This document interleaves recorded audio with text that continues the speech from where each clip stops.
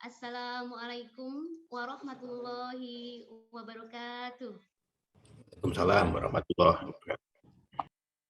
Alhamdulillahirabbil alamin. Wassalatu wassalamu ala asrofil anbiya'i wal mursalin wa ala alihi wa sahbihi ajmain amma ba'du. Bapak, Ibu, Duyufur Rahman, jamaah Daku Travel yang dirahmati Allah. Yang terhormat juga untuk Al-Ustaz, Ustaz Ahmad Muhaimin, serta Ustazah Mariati. Puji syukur kehadiran Allah Subhanahu wa taala yang telah memberikan rahmat dan karunia-Nya kepada kita. Alhamdulillah pada pagi hari ini kita bisa bersilaturahim walaupun melalui daring dalam acara manasik umroh jamaah Daku Travel untuk keberangkatan 10 Februari 2023. Salawat dan salam marilah kita ucapkan kehadirat Nabi Muhammad Sallallahu Alaihi Wasallam. Allahumma sholli ala sayyidina Muhammad. Semoga kita dengan membacakan salawat kita mendapatkan syafaat di akhir yaumil kelak. Amin ya rabbal alamin. Perkenalkan, nama saya Ai Roswati. Saya yang akan memandu acara manasik umroh daring pada hari ini. Jalan-jalan ke kota Mekah, ingin sholat berlama-lama. Semoga manasik umroh hari ini penuh berkah, membawa rahmat untuk kita bersama. Amin ya rabbal alamin. Selanjutnya, untuk berkah dan lancarnya manasik daring hari ini, marilah kita mengucapkan basmalah. Bismillahirrahmanirrahim. Kita tidak berpanjang lebar, langsung saja kita ke acara yang pokok dan inti, yaitu manasik umroh, di mana tujuan manasik umroh itu yaitu untuk memahami dan lebih mengetahui tata cara ibadah umroh dari mulai niat, rukun, wajib, terus sunnah-sunnah dan hal-hal yang dilarang pada saat melakukan ibadah umroh. Baik, selanjutnya kita langsung saja ke pengisi materi pada manasik daring hari ini, yaitu Ustaz Ahmad Muhaimin. Kepada Ustaz, disilakan.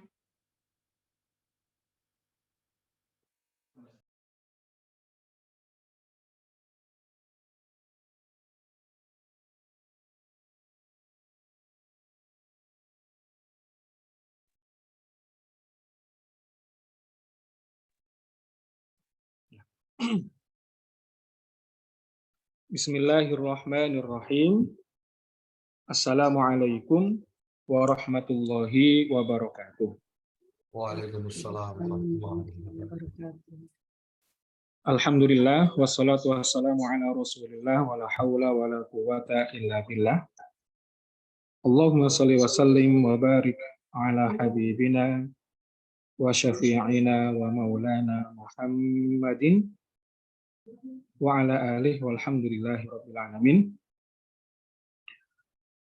Kaum muslimin, Bapak Ibu, calon tamu-tamu Allah yang diberkahi. Mudah-mudahan niat Bapak Ibu yang suci ini Allah berikan kemudahan, kelancaran, sehat jasmani, rohani, mulai dari berangkat, proses, sampai kemudian selesai dan kembali ke tanah air nanti. Saya akan pindah ke mana? Oke, baik. Ya, saya akan memulai dari mukadimah di sini ya.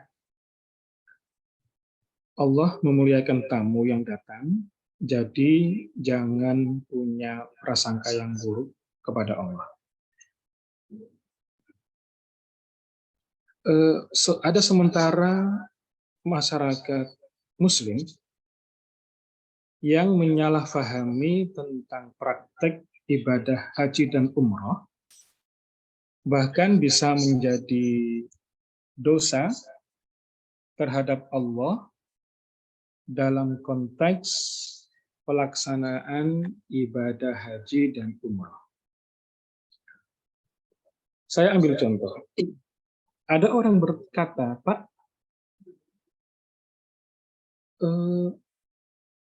kenapa nggak berangkat umrah? Lantas dijawab,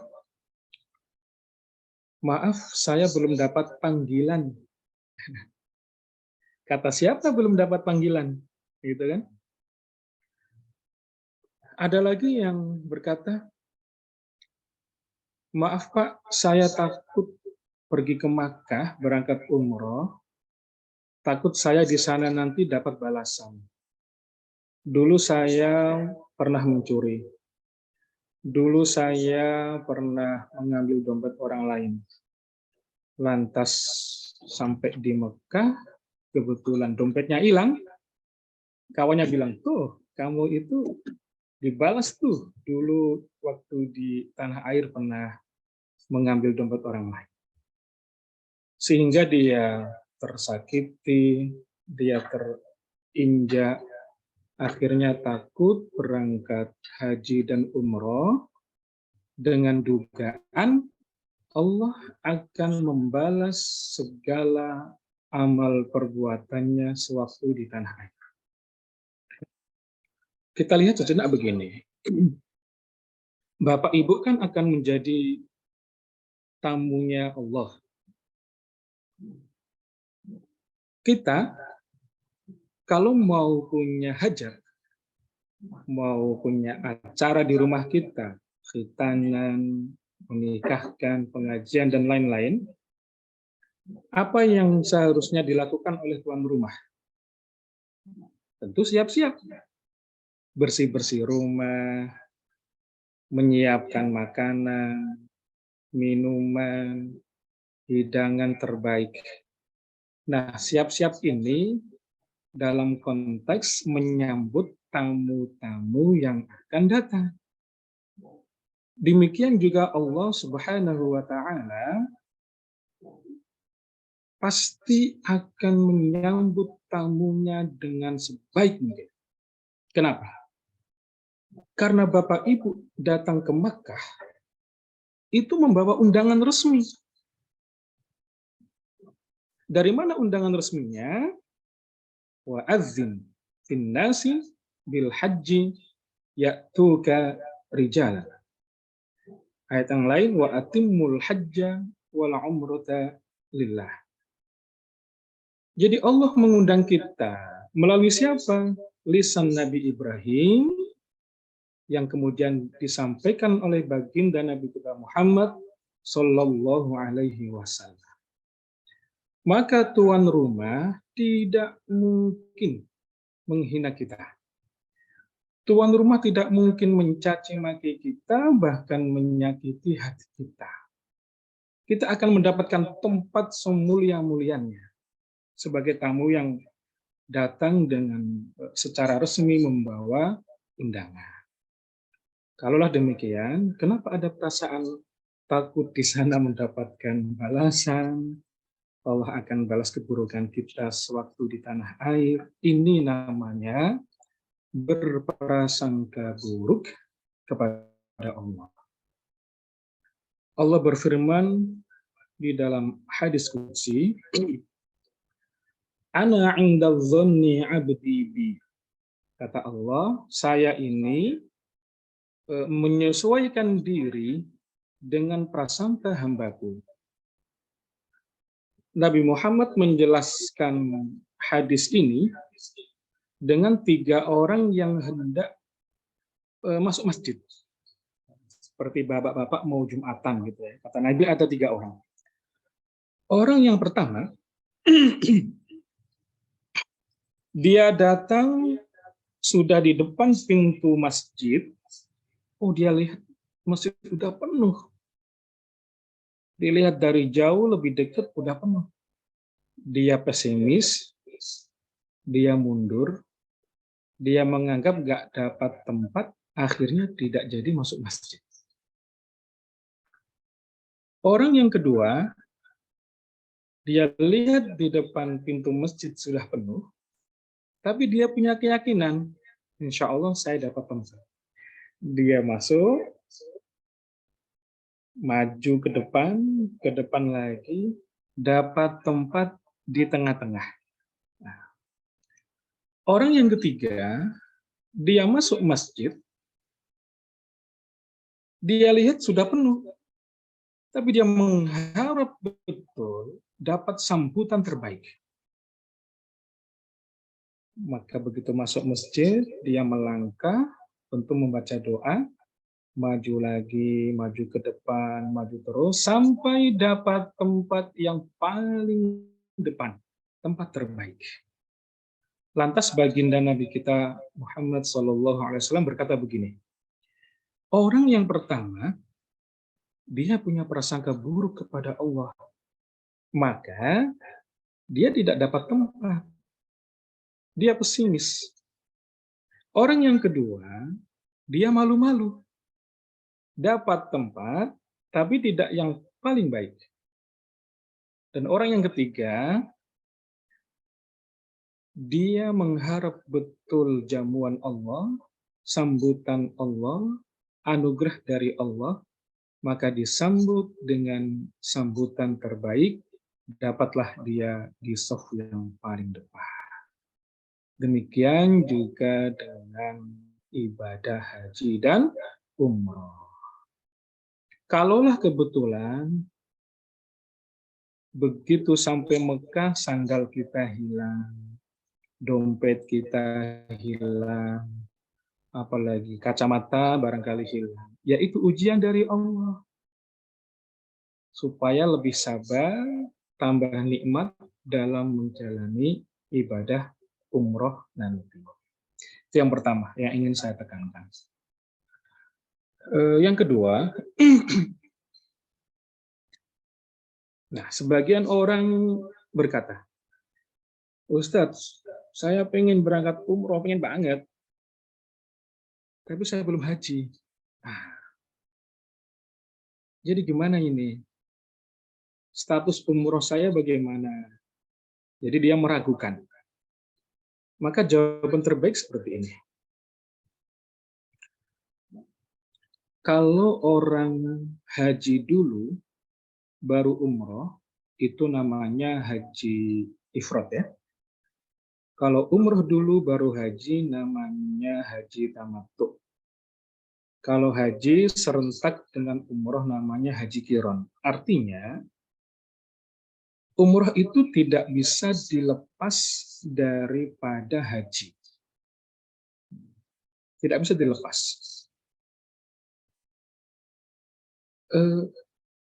Makanya Bapak Ibu siapkan 2 tabungan. Nah, tabungan haji ada, tabungan umroh ada. Kita lihat mana yang dipanggil duluan. Itu yang kita ambil. Karena begini, Nabi Muhammad SAW setelah hijrah dari Mekah menuju Madinah pada tahun 6 Hijriah, itu artinya meninggalkan Mekah setelah 6 tahun, ya kan? Karena 1 Hijriah itu terhitung saat Nabi pertama kali meninggalkan kota Mekah. Jadi 6 tahun tidak pernah kembali ke Mekah. Kenapa? Karena di sana ada orang-orang jahat. Ada Abu Lahab, Abu Jahal, dan orang-orang kafir Quraisy yang lain. Lantas sahabat yang sudah ikut Nabi di Madinah ini bermimpi. Apa mimpinya? Para sahabat bermimpi sedang melaksanakan tawaf, sa'i, kemudian tahallul. Lantas disampaikan kepada Nabi, kata Nabi, ini isyarat kita akan berangkat umrah. Maka berangkatlah Nabi pada tahun 6 Hijriah itu. Di tengah jalan, Nabi dihadang, tidak boleh masuk kota Mekah. Akhirnya dibikin satu perjanjian di tempat yang bernama Hudaybiyah, perjanjian Hudaybiyah. Salah satu isinya, Nabi dan para sahabat tidak boleh melakukan umroh tahun ini, tahun 6 Hijriah. Maka Nabi mengganti itu pada tahun ke-7. Jadi tahun ke-7 Nabi umroh, kemudian tahun 8 pas Fathu Makkah Nabi umroh lagi, dan tahun ke-10 Nabi melaksanakan umroh sekaligus haji wada. Artinya kalau ditanya, bolehkah umroh namun belum berangkat haji? Tentu boleh banget. Karena Nabi melaksanakan umroh 3 kali.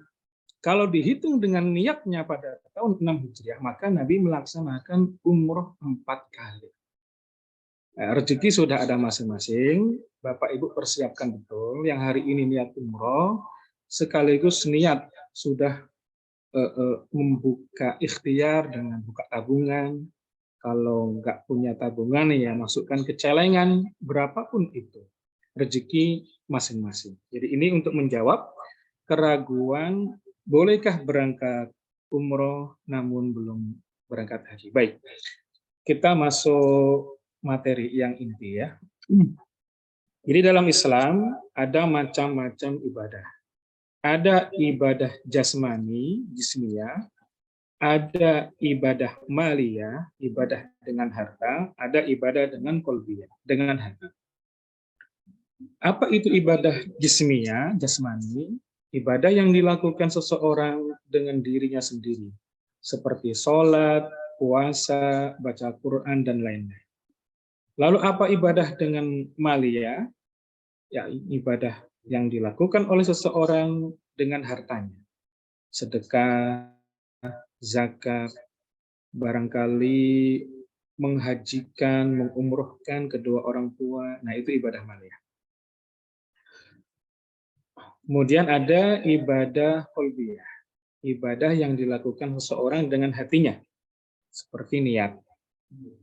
Kemudian berpikir, merenungi kekuasaan Allah, dan lain-lain. Nah, umroh itu ada di mana? Maka jawabannya adalah umroh masuk ibadah jasmani. Sebentar, Mas. Bisa dihilangin nggak ini? Apa namanya?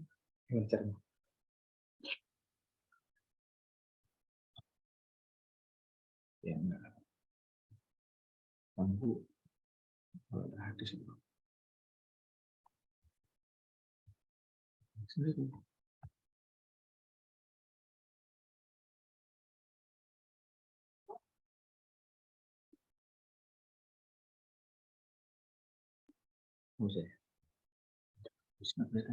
Baik, oke. Jadi umroh itu merupakan ibadah jasmani. Nah, ini ada keutamaannya. Bagaimana dengan pahalanya?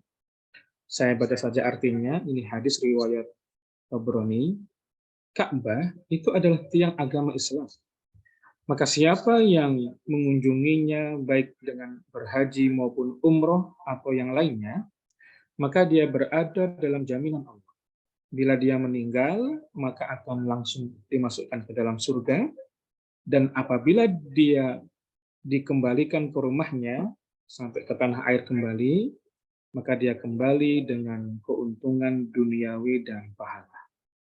Man kharaja min hadzal wajhi bihajjin aw bi umratin famata fihi lam yu'rad wa lam yuhasab wa qila la udkhul jannah. Siapa saja yang pergi haji atau umroh dan meninggal dunia di sana, dia tidak akan dihisab. Akan dikatakan kepadanya, udkhulil jannah, masuklah ke dalam surga. Tentu bila ibadah haji dan umroh kita diterima oleh Allah. Nah, supaya diterima bagaimana? Dibarengin dengan ilmu. Tidak bisa asal bondo nekat, nggak bisa. Harus ada ilmu. Baik. Nah, karena termasuk ibadah jasmani, Bapak Ibu mulai dari sekarang rajin-rajinlah olahraga, terutama jalan ke taman dan lain-lain, dan dijaga betul staminanya, makanannya, supaya sampai sana asam urat kita nggak kambuh, urat-urat kita nggak kaget. Karena kurang lebih 2,5 jam kita akan berjalan, mulai dari tawaf nanti sampai dengan sa'i. Baik. Apa itu ibadah umroh? Ibadah yang kita laksanakan dengan cara berkunjung ke Ka'bah untuk melaksanakan ibadah khusus. Apa saja ibadah khususnya? Tawaf, sa'i, gunting rambut. Tawaf, sa'i, tahallul. Tentu sebelumnya didahului oleh niat ya. Semata-mata karena Allah. Jadi ini aja Bu, Pak, tawaf, sa'i, tahallul. Nah, lalu bagaimana hukumnya? Ada 3, rukun, wajib, sunat. Ya, rukun, wajib, sunat. Rukun itu apa? Perkara yang harus dikerjakan dalam umroh. Apabila ditinggalkan, umrohnya tidak sah. Nah, kita lihat, rukun ini ada 5 ya. Yang pertama niat. Niat ini nanti bisa disebut dengan istilah ihram. 2 tawaf, 3 sa'i, 4 tahallul, 5 tertib. Jadi ini ya, ihram atau niat, tawaf, sa'i, tahallul, tertib. Tertib maksudnya urutan dari 1 sampai 4 tidak boleh dibolak-balik. Boleh nggak Ustadz? Saya mau sa'i dulu, karena mau tawaf kok ngelihat begitu padat. Tidak boleh. Boleh nggak Ustadz? Saya langsung gunting rambut saja. Apalagi seperti itu, maka harus tertib. Jadi ini ya, niat, tawaf, sa'i, tahallul, tertib. Lalu bagaimana dengan wajib umroh? Adalah perkara yang harus dikerjakan dalam umroh, tapi bila ditinggalkan, dapat diganti dengan dam, dan umrohnya sah. Apa saja yang termasuk bagian daripada wajib umroh? Bila kita tinggalkan, umroh kita sah, tetapi wajib membayar dam. 1 niat di mikot, ini saya jelaskan tentang mikot secara khusus. Kemudian 2 meninggalkan larangan-larangan ihram, dan 3 tawaf wada. Jadi wajib umroh ada 3. Niat, meninggalkan larangan-larangan ihram, dan tawaf wada. Bila salah satu ini dilanggar, umrohnya tetap sah, tetapi wajib membayar dam. Dam itu apa? Dam ini adalah tebusannya 1 ekor kambing ya. Jadi bayar Bapak Ibu kalau melanggar di antara 1 ini harus menyerahkan dam seharga 1 ekor kambing. Saya belum cek berapa real kalau sekarang ya. Jadi akan kita berikan tahu lebih lanjut. Lalu sunah-sunah umroh adalah perkara yang bila dikerjakan menambah pahala, dan bila ditinggalkan tidak mengganggu keabsahan umroh. Seperti apa? Merapikan rambut, mengguding kuku, macam-macam ini, mandi ihram, macam-macam ya, banyak. Seperti sholat sunnah ihram, kemudian pakai wangi-wangian, talbiyah. Nah, ini adalah rentetan kegiatan sebelum kita menjatuhkan niat. Sebelum pakai ihram dan mengucapkan niat labbaik Allahumma umrotan. Jadi Bapak Ibu nanti di Hotel City ya. Di Hotel City sebelum berangkat ke pesawat, ke bandara nanti, ini sunah-sunah yang bisa dikerjakan ya. Rambutnya dirapiin, kukunya digunting, mandi ihram, bersih-bersih, pakai wangi, baca doa, baca zikir, sholat sunnah ihram, dan lain-lain ya. Allah. Nah, kita mulai berangkat. Nah, sebelum Bapak Ibu berangkat ke Jakarta, ke Hotel City, kita anjurkan supaya meminta maaf kepada keluarga, kerabat, tetangga ya, supaya apa? Supaya kita berangkat umroh itu nikmat. usahakan punya masalah sebelum berangkat itu masalah selesai. Anak-anak dipanggil, nak, ibu mau umroh selama 10 hari, 9 hari, jaga sholatnya, jangan murtad, banyak-banyak ngaji, sekolahnya yang rajin. Jadi sudah ada wasiat-wasiat seperti itu. Kalau ada kewajiban-kewajiban harus diselesaikan. Jangan sampai bapak-bapak sa'i, begitu sa'i, yang di rumah telepon. Wah, sekali, 2 kali, berkali-kali genting kan, akhirnya diangkat. Bapak, lampu listrik mati, Bapak lupa ya, belum bayar PLN. Ah, itu kan kacau, kasihan yang di rumah. Maka benar-benar diselesaikan apa-apa yang menjadi kewajiban suami istri sebelum berangkat. Termasuk kepada kerabat dan keluarga, juga tetangga. Nah, sebelum berangkat dari rumah, sebelum ke Hotel City ya, ke Jakarta, ada sunat namanya sholat sunat safar. Sholat sunat sebelum melakukan perjalanan. Kalau nggak bisa niatnya, bahasa Indonesia saja. Usolli sunat safar rakaataini lillahi ta'ala, itu bahasa Arab. Kalau nggak bisa ya bismillah, saya niat sholat safar. Udah gitu aja. Kemudian minta didoakan. Kalau yang berangkat bapaknya, minta doakan ibunya. Yang berangkat anak, minta didoakan kedua orang tuanya. Yang berangkat istri saja, minta didoakan suami dan lain-lain. Nah, kita masuk di pesawat. Ada 3 kegiatan rangkaian inti yang akan kita kerjakan di pesawat. Yang pertama, berikhram dan sholat sunat ikhram. Jadi nanti kita pakai ikhramnya di pesawat, Pak ya. Kemudian niat umroh di pesawat. Kemudian setelah itu kita perbanyak talbiyah. Saya akan lebih detail nanti masuk kepada niat ya. Jadi ini 3 kegiatan inti di pesawat. Berikhram, sholat sunnah ikhram, baca niat, dan memperbanyak talbiyah. Pesawat kita menuju Jeddah.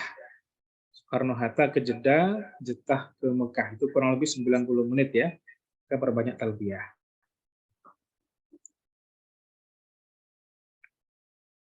Nah, yang laki-laki jangan lupa ikhramnya dibawa dan jangan dimasukkan koper ya.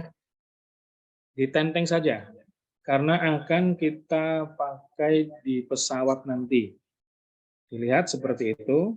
Yang perempuan juga seperti itu, tertutup ya. Yang laki-laki ini nanti ya. Penting Bapak Ibu bawa dulu kain ikhramnya. Apakah kain ikhram harus berwarna putih, Ustadz? Sunnah. Warna selain putih ada yang berkata makruh.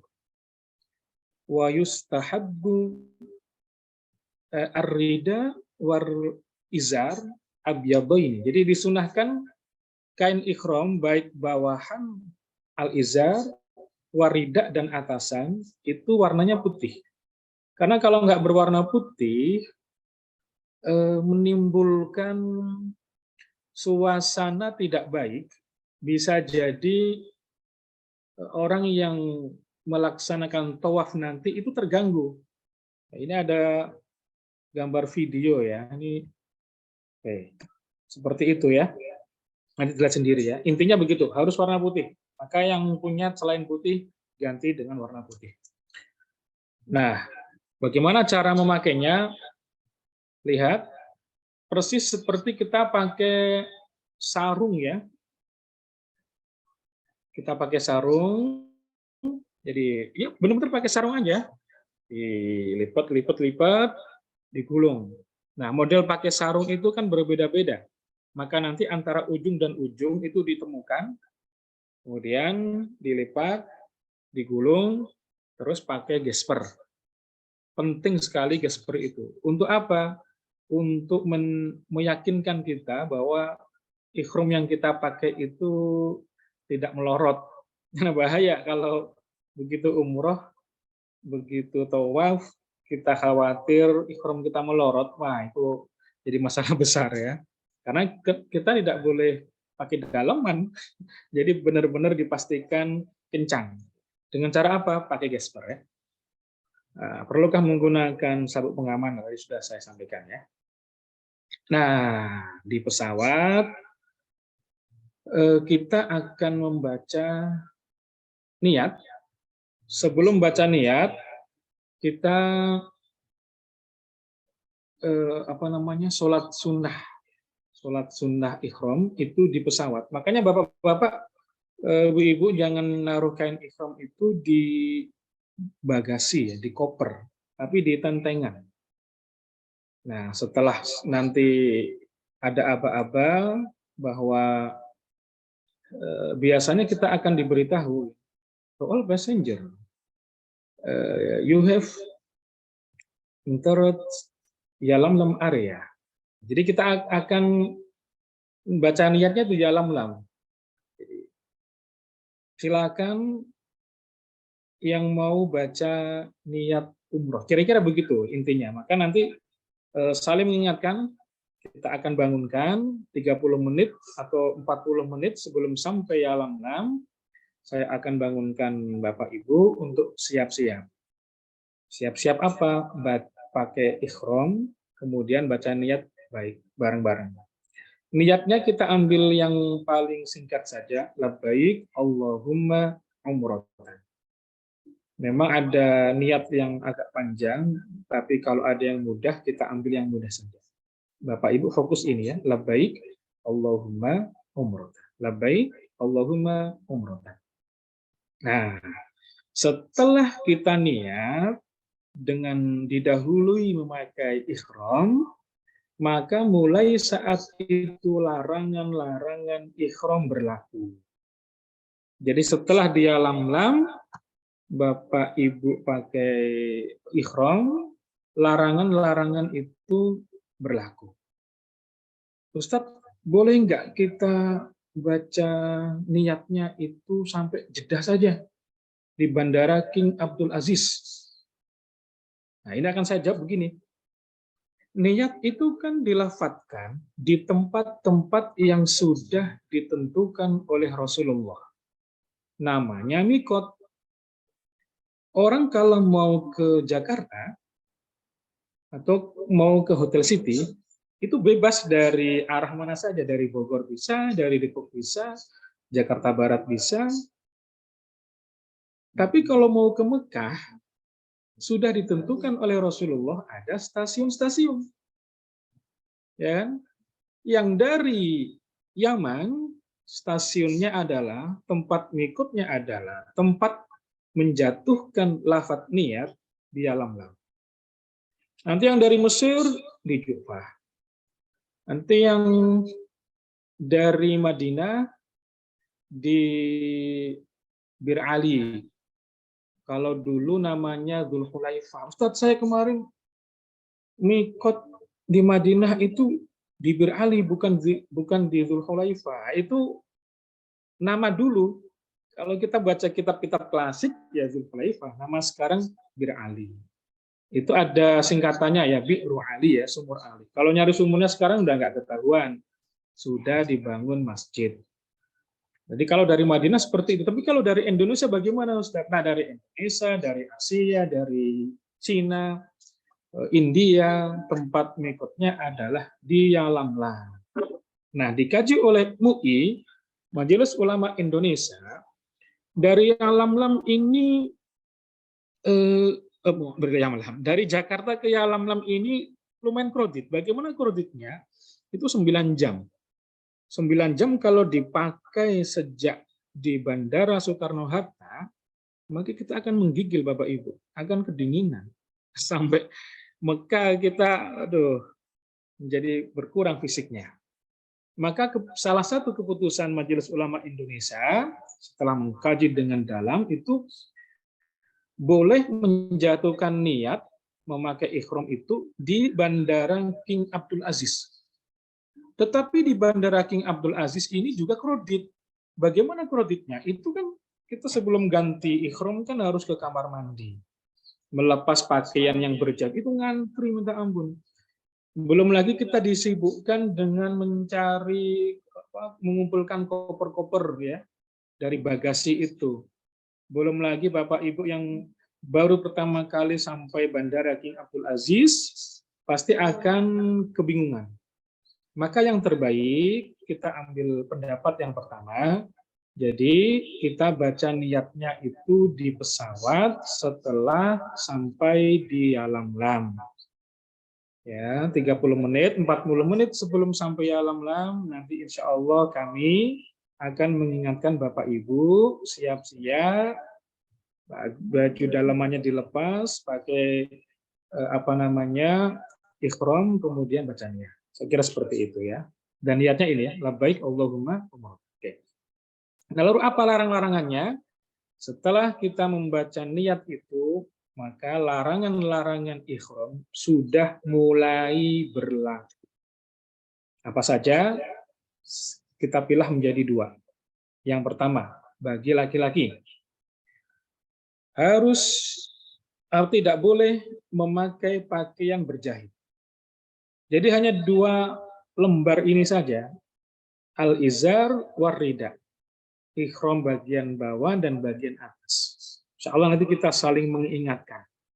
Karena kalau ini kelupaan, kita akan dikenakan membayar dam. Karena ini masuk wajib umroh.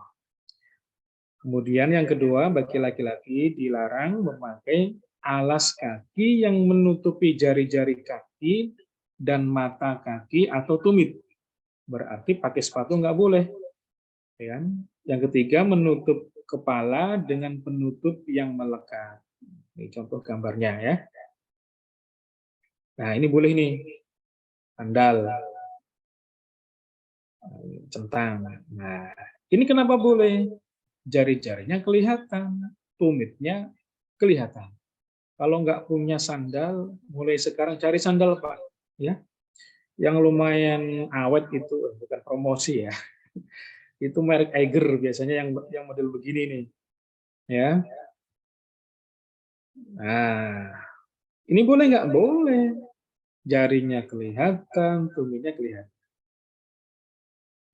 Nah, ini kenapa nggak boleh? Karena tumitnya tidak kelihatan. Jadi tidak boleh jari-jari atau tumit kita itu tertutup. Waduh, apalagi yang warna coklat ini. Tidak boleh ya, ini dilarang. Nah, kalau ini bagaimana ini? Ini mau ngecor ya, mau bikin batu bata ini, mau nembok. Tentu tidak boleh. Nah, bagi ibu-ibu, larangannya dua. Pakai sarung tangan dan menutupi wajah. Ya, ini mazhab Syafi'i ya. Jadi kita karena secara umum menggunakan kitab rujukan mazhab Syafi'i, ini larangan. Hanya dua. Sarung tangan dan menutupi wajah. Nah, sekarang larangan bagi keduanya. Kalau sudah pakai ihram, baca niat di Alam Lam nanti, Bapak Ibu nggak boleh potong rambut.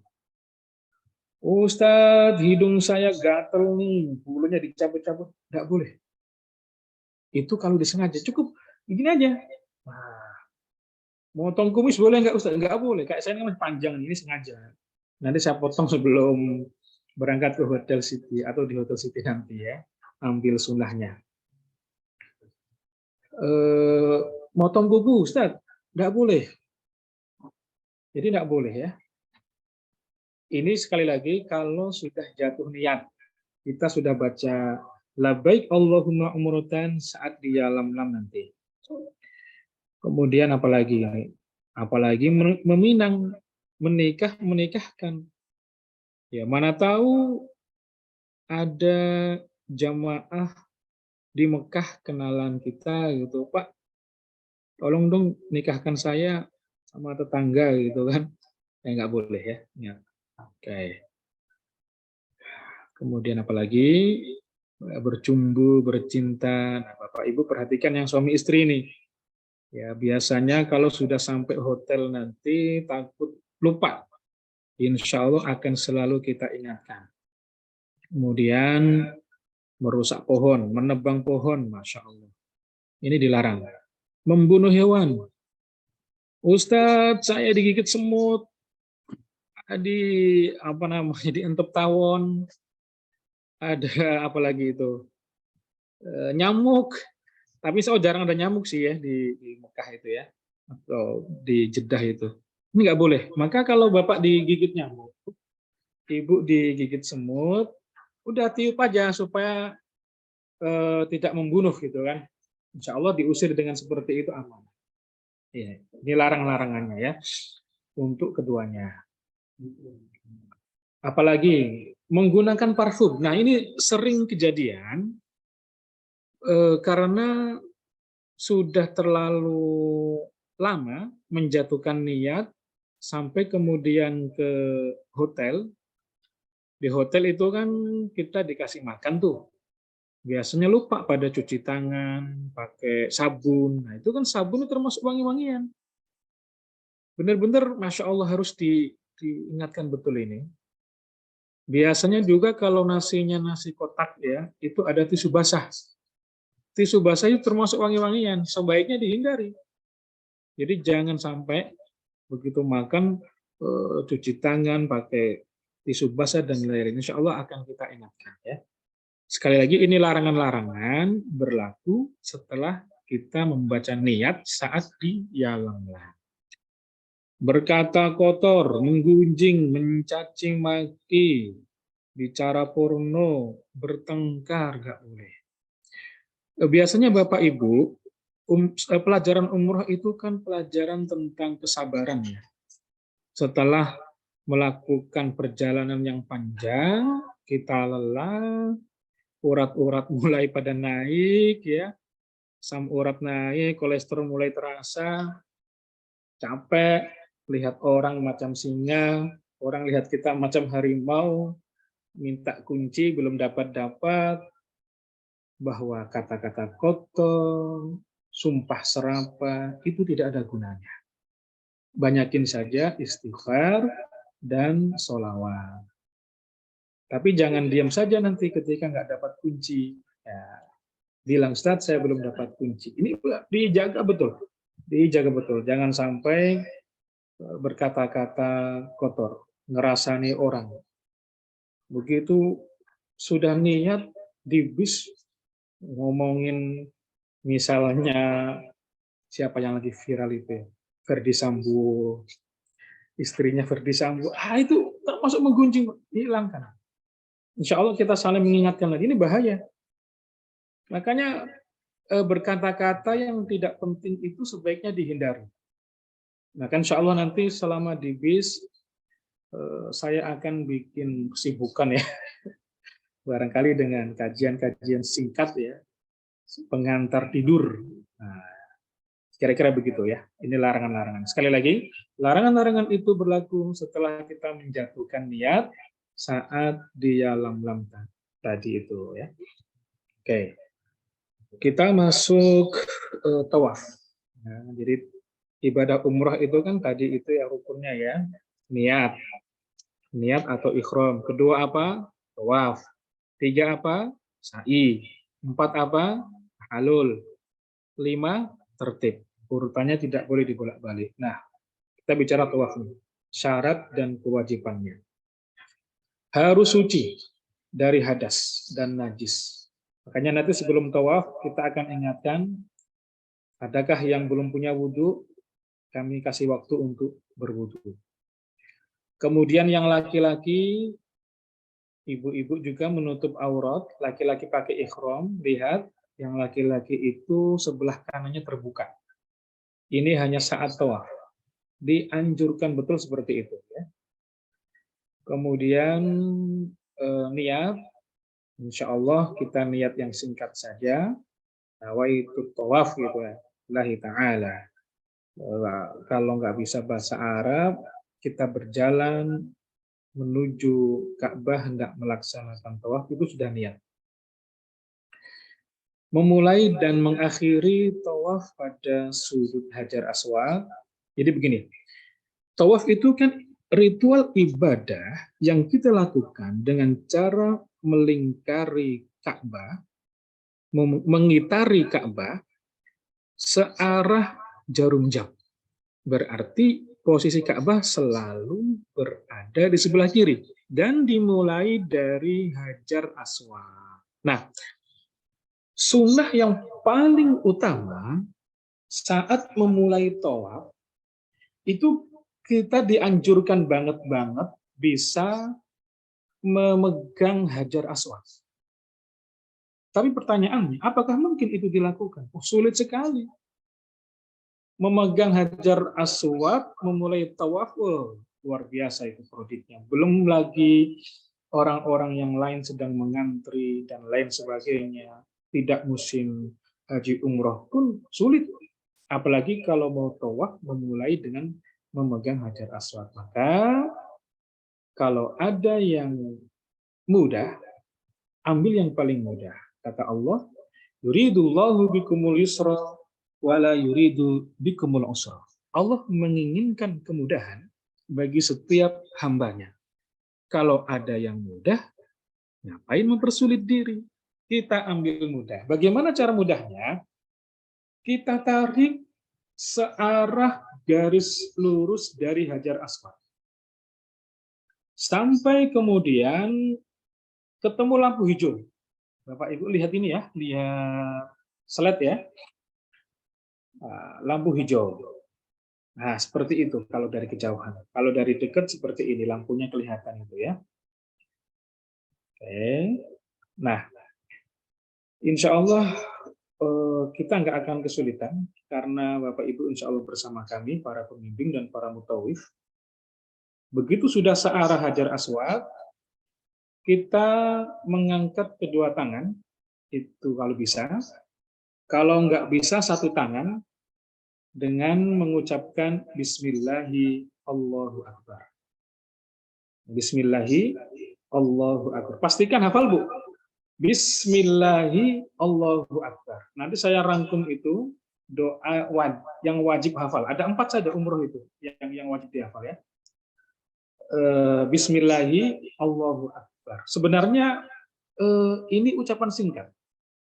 Baginda Nabi membaca yang lebih panjang. Allahumma imanan bika wa tasdiqan bi kitabika wa wafa'an bi ahdika wattiba'an li sunnati nabiyyika Muhammadin sallallahu alaihi wasallam. Tapi ini kan nggak mudah dihafal, apalagi kalau Bapak Ibu nggak niat menghafal betul, maka kita ambil singkatnya saja dan itu boleh. Bismillahi Allahu Akbar. Sambil angkat kedua tangan. Kalau nggak bisa, satu tangan. Tapi insya Allah sih bisa. Kenapa? Karena kita pakai gesper nih, ya, jadi nggak takut melorot. Bismillahi Allahu Akbar. Nah, kita mulai jalan. Oke. Nah, berapa kali kita mengitari Ka'bah itu? 7 kali. 7 putaran. Nah, kemudian di sini ada sunat-sunat tawaf ya. Tadi ini mencium Hajar Aswad, tapi sesuatu yang muskilah. Bapak Ibu bisa lakukan tidak dengan tawaf umrah. Mungkin bisa kita bantu ketika tawaf sendiri nanti, atau memang niat mau mencium, saling janjian saja untuk membantu mencium Hajar Aswad. Nah, kemudian yang laki-laki lihat seperti itu ya, kainnya kelihatan, lengannya kelihatan, sebelah kanan ya, bukan sebelah kiri. Kemudian di 3 putaran pertama lari-lari kecil, tapi ini juga muskilah. Kita bergrup, berkelompok. Kalau bapak-bapak lari-lari kasihan ibunya, jalan aja biasa. Kemudian menghadap Hajar Aswad seraya mengangkat kedua tangan, tadi sudah saya sampaikan. Kemudian tidak memutus putaran tawaf. Ustaz, capek, istirahat dulu. Kalau bisa jangan ya, Bu. Ustaz capek ini. Kalau bisa kita tahan. Selesaikan sampai 7 putaran. Selesaikan sampai 7 putaran. Insya Allah makanya nanti sebisa mungkin sebelum memulai tawaf, badan fisik kita sehat. Kita nggak kelaparan. Kita usahakan sudah makan dulu nanti, insya Allah. Memperbanyak doa dan zikir saat tawaf tadi. Nah, kalau kita melihat ini, ya, maaf, oke. Hajar Aswad itu berarti yang nomor 1 ya. Oke, Hajar Aswad nomor 1. Kemudian di situ ada makom Ibrahim. Makom Ibrahim nomor 6. Makom Ibrahim itu bukan berarti di situ kuburan Nabi Ibrahim, enggak ya.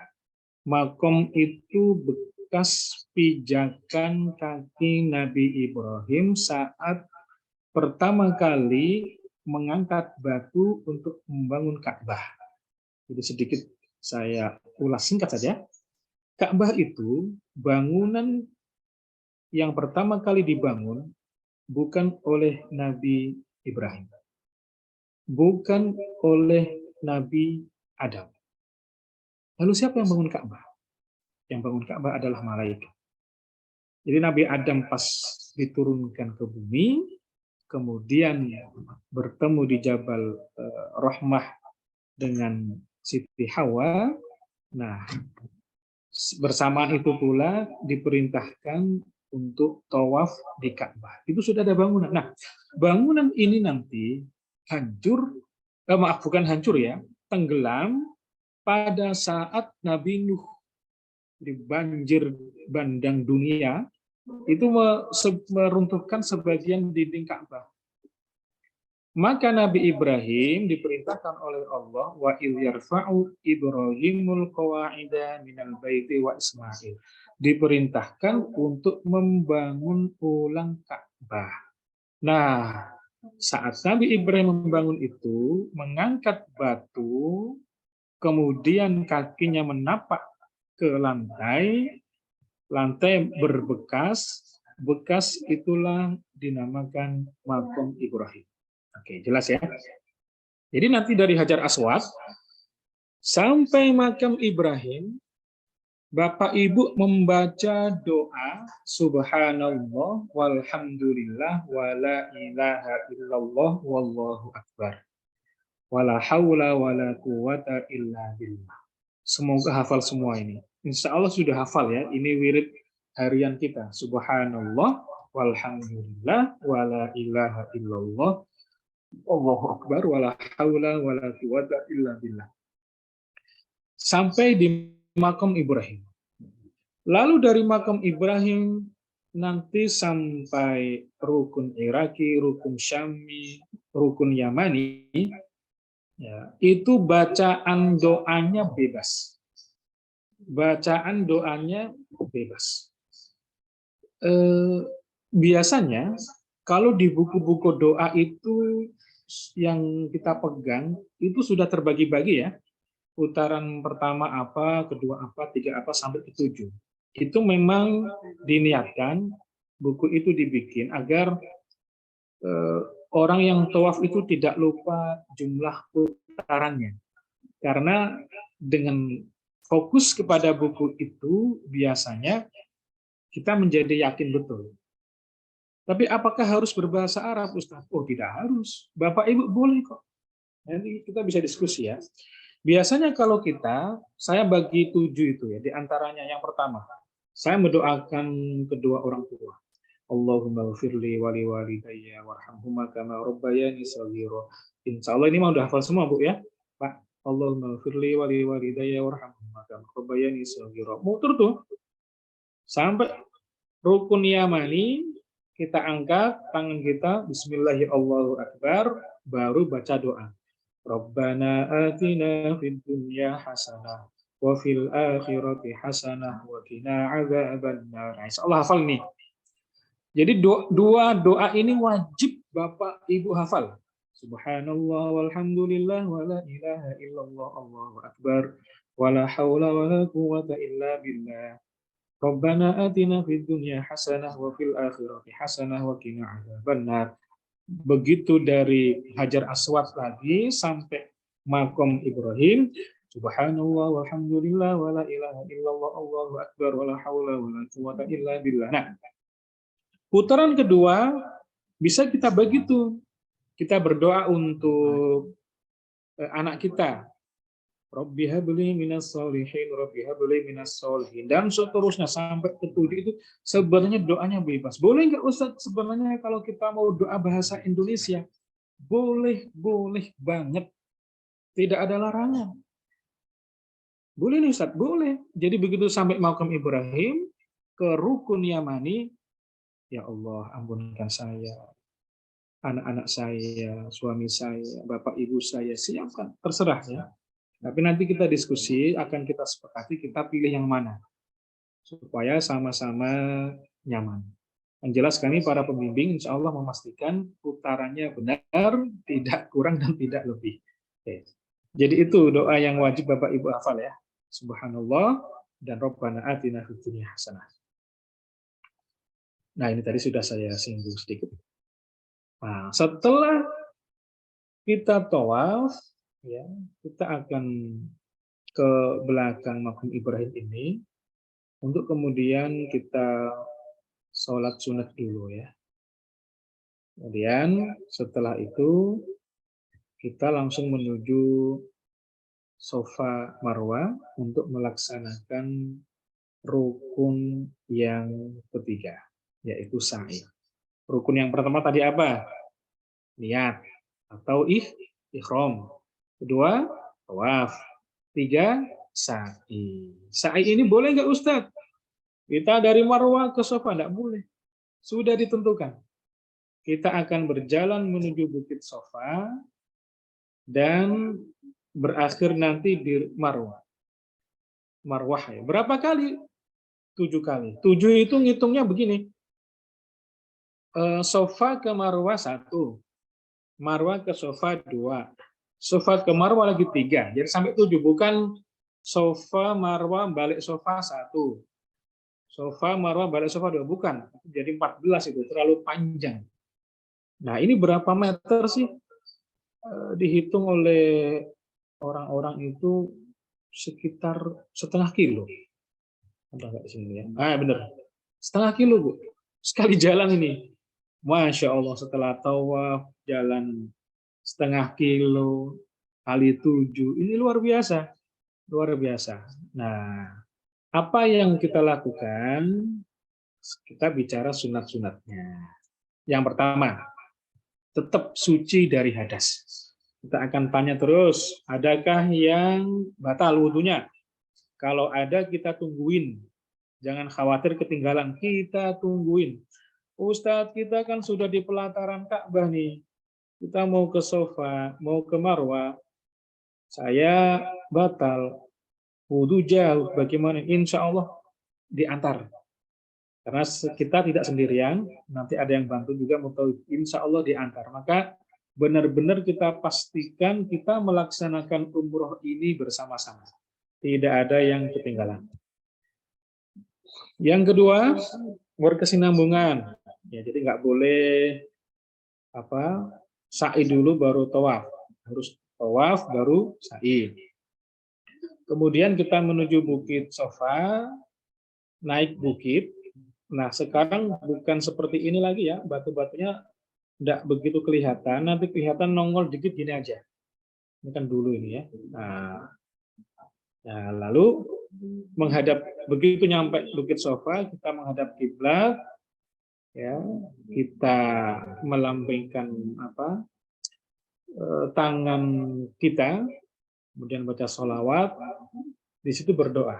Nanti kita pandu insya Allah.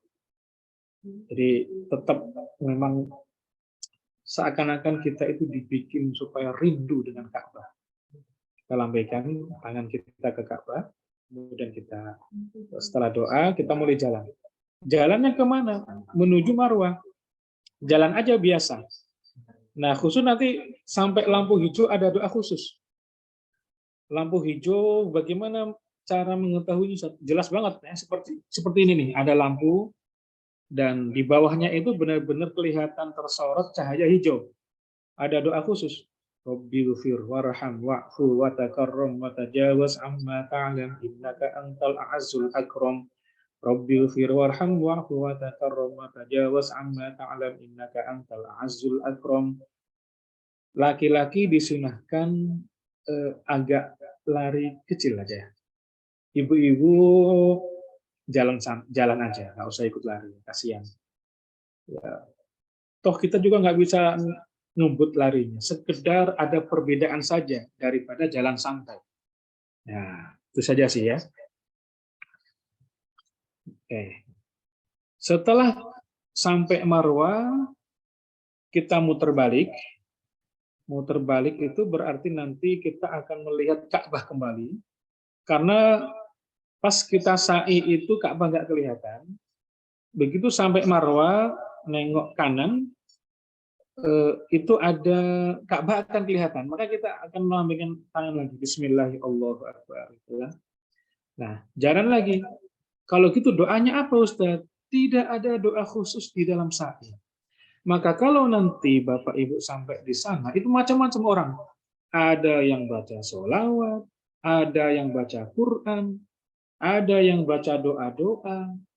Kalau di buku doa yang kita dapatkan nanti itu ada.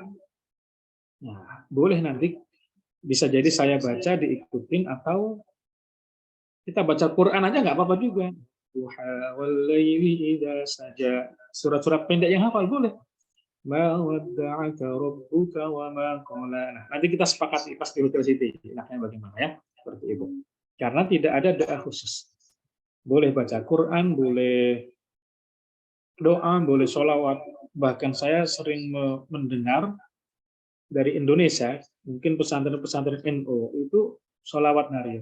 Allahumma sholli sholatan kamilah, macam-macam. Cuman orang non Indonesia ngapain ini gitu. Jadi begitu ya, tidak ada doa khusus. Doa khusus saat tawaf saja. Subhanallah walhamdulillah wala ilaha illallah Allahu akbar sama Rabbana atina fid dunya hasanah. Oke. Setelah selesai sampai di Marwah, kita tahallul, menggunting rambut. Kita minta yang gunting temannya. Nanti bapak-bapak saya guntingin. Ibu-ibu minta diguntingkan temannya, ya. Di situ gunting kecil aja, gunting sedikit aja, bukan dipelontosin ya. Kalau mau dipelontosin setelah itu nanti datang sendiri ke tempat potong rambut, ya sekedar kenang-kenangan. Ya, nah tahallul, begitu selesai tahallul, sebagai tanda pelaksanaan umroh telah selesai. Artinya apa? Hal-hal yang tadi diharamkan, dilarang pada saat kita ihram, memulai niat dengan membaca niat umroh, labbaik Allahumma umrotan, saat di yalam tadi itu sudah diperbolehkan kembali. Nah, kalau kita hitung-hitung nih, berarti kita menjalankan, menghindari hal-hal yang diharamkan ini berapa jam, Ustaz? Kalau saya hitung-hitung mulai dari pesawat sampai Jeddah Mekah itu 90 menit, kayak kurang lebih sekitar 6 jaman ya, seperti itu. 6 jam kita dilarang melakukan hal-hal yang diharamkan. Insya Allah bisa dengan kita saling mengingatkan. Kalau umrohnya sendiri sekitar 2 jam setengah. Ya, insya Allah bisa. Oke. Nah, setelah umroh, nanti kita ada jalan-jalan Bapak Ibu. Jalan-jalan ke tempat-tempat bekas situs terutama Nabi Ibrahim. Kita bisa ke Arafah, Muzdalifah, ke Mina. Ini insya Allah satu paketnya. Nanti yang ingin ke Gua Hiro, barangkali kita bisa janjian, kita diskusi. Atau mau ke Taif juga bisa. Nah, nanti pas pada saat kita city tour itu, kita ke Jabal kita ke Arafah, kita ke Mina, Musdalifah, itu sekalian kita bawa kain ihram. Kita akan baca niat haji Arafah, insya Allah. Oke. Nah, ini rangkaian hari terakhir kita di Makkah. Jadi Bapak Ibu dapat umroh dari Dakut Travel yang kita bimbing itu 2 kali ya. Hari pertama dan menjelang hari terakhir saat meninggalkan Mekah. Pas saat City Tour itu ya. Ustadz, saya pengen umroh lagi lebih dari 2, boleh nggak? Bisa. Bisa kita antar, bisa kita bantu. Saya ingin mengumrohkan nenek saya ingin mengumrohkan suami saya yang sudah nggak ada, boleh. Tapi umroh yang pertama untuk kita sendiri aja dulu ya, yang kita lihat di alam-alam di pesawat tadi itu ya. Nah, kita bicara tawaf wada. Tawaf wada ini merupakan wajib umroh. Jadi kalau tidak dilakukan, maka kita berkewajiban membayar dam. Dam itu 1 ekor kambing ya. Nanti kita cek berapa harga 1 kambing itu, berapa rial di sana. Kapan kita tawaf wada? Hari terakhir.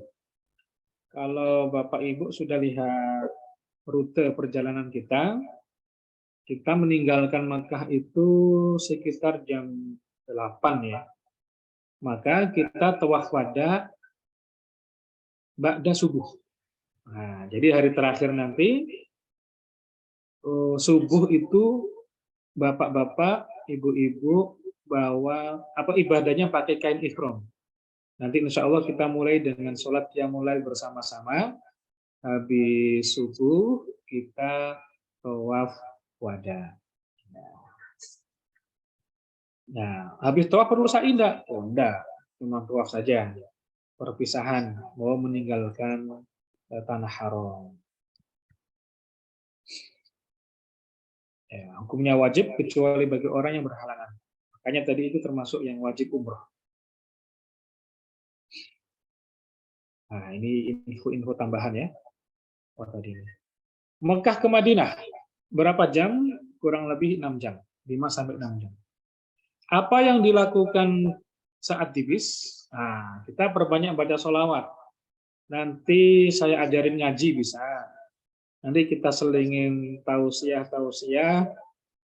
mengingatkan apa sih yang sedang kita lewati. Insya Allah menarik. Insya Allah kita banyak ilmu, banyak pengalaman, banyak hal yang bisa kita dapatkan meskipun kita sedang di bis.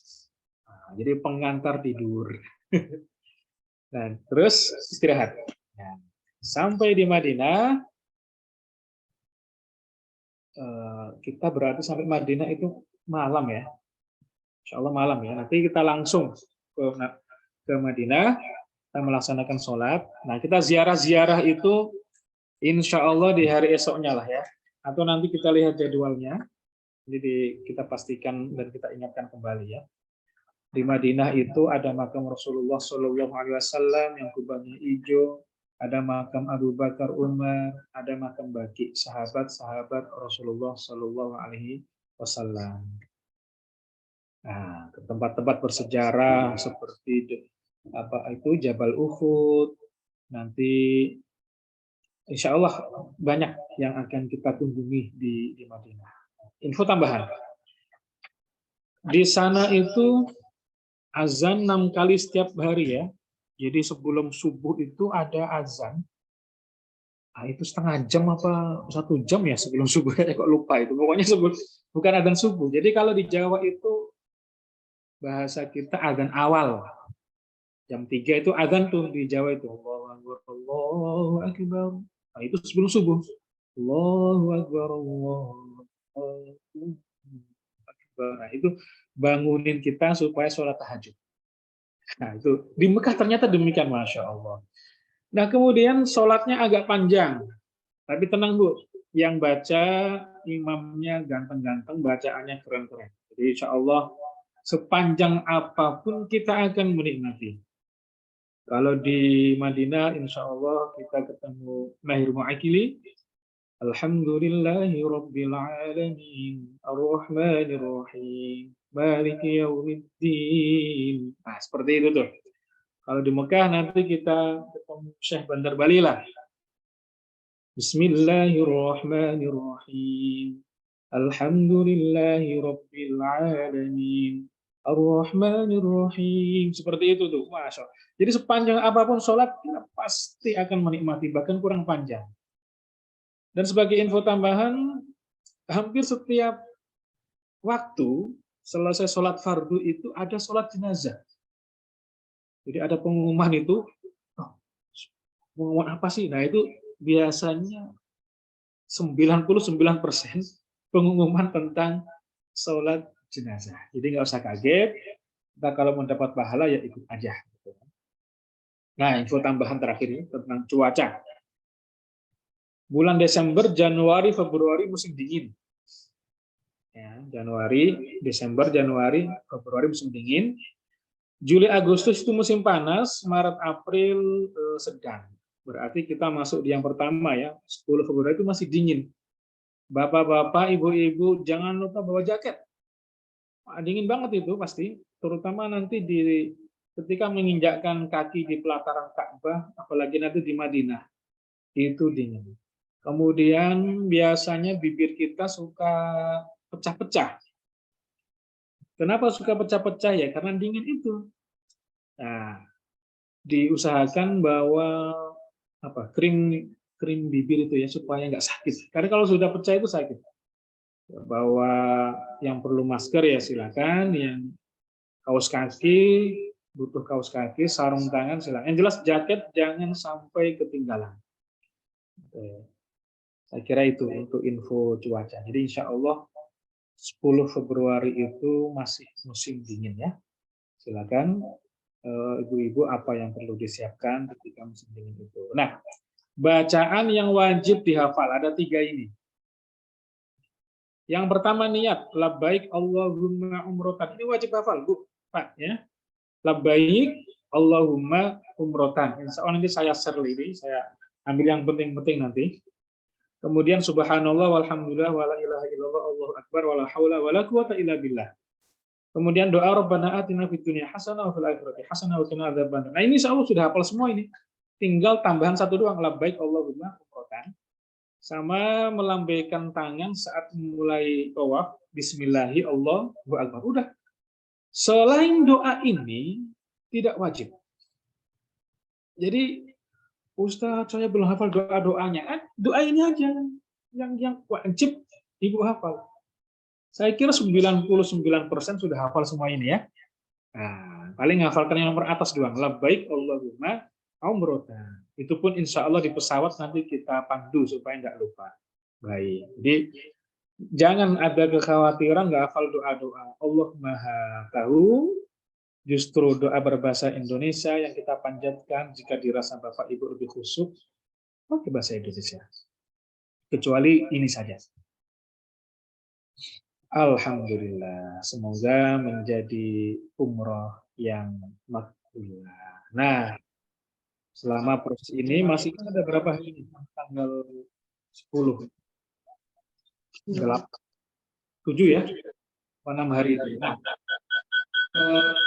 banyak-banyak jalan-jalan ya Bapak Ibu ya, olahraga, fisiknya dijaga, itu yang paling utama karena nanti itu benar-benar fisik kita akan terkuras supaya nggak kaget urat-urat kita. Waduh, Ustaz belum latihan gerak jalan ini. Nah, mulai dari sekarang Mas Karwo.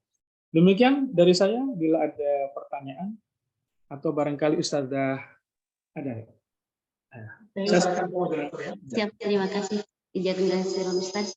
Alhamdulillah penjelasan terkait dari pelaksanaan ibadah umroh tadi sudah dijelaskan oleh Ustadz Muhaimin. Mungkin silakan Bapak Ibu ada yang masih kurang jelas, silakan untuk bertanya terkait niat, rukun, syarat atau wajib atau sunah-sunahnya juga. Mari silakan.